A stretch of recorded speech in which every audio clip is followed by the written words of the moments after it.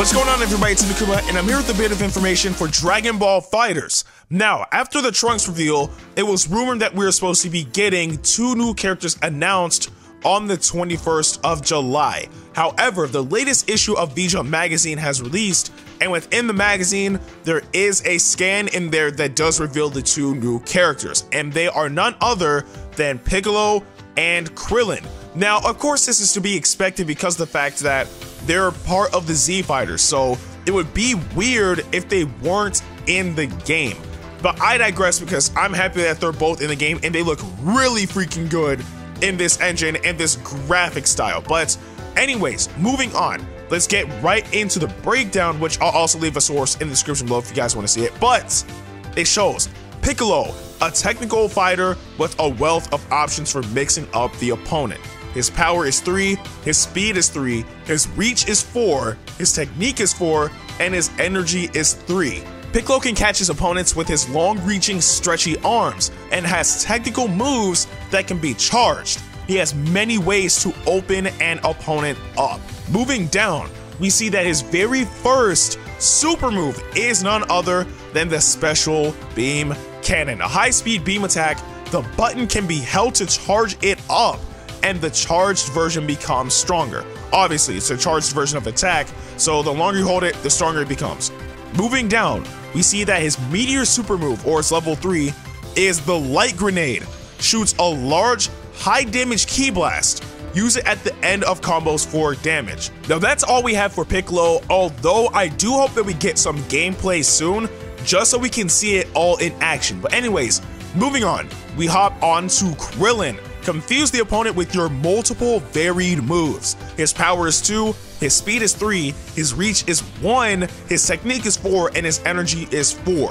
Krillin has inferior reach and power, but he has many different moves. He also has a Kamehameha, allowing him to fight at long range, which is really good because of the fact that since his reach is 1, he doesn't really have the potential for spacing out the opponent whatsoever. So having a long range attack does help out a bit. But anyways, continuing, Krillin leads the opponent astray with moves such as Zanzoken or the after image technique, where he attacks while leaving behind an after image clone.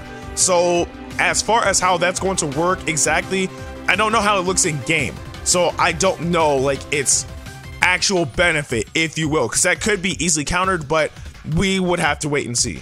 Moving on, a move that could be called Krillin's calling card. Shoot an unblockable Destructo Disc forwards. Now here's the thing, pretty much in every Dragon Ball Z game, Destructo Disc has always been unblockable. So this is going to be really good for opening up the opponent. Hopefully if you can like catch them off guard, or if they're jumping in the air and probably dashing right at you, or you just find like that right moment to throw out that Destructo Disc. You can throw it out and completely break your opponent's guard and then continue attacking them. Seeing that it's an unblockable attack, you should be able to follow up afterwards if you play your cards right.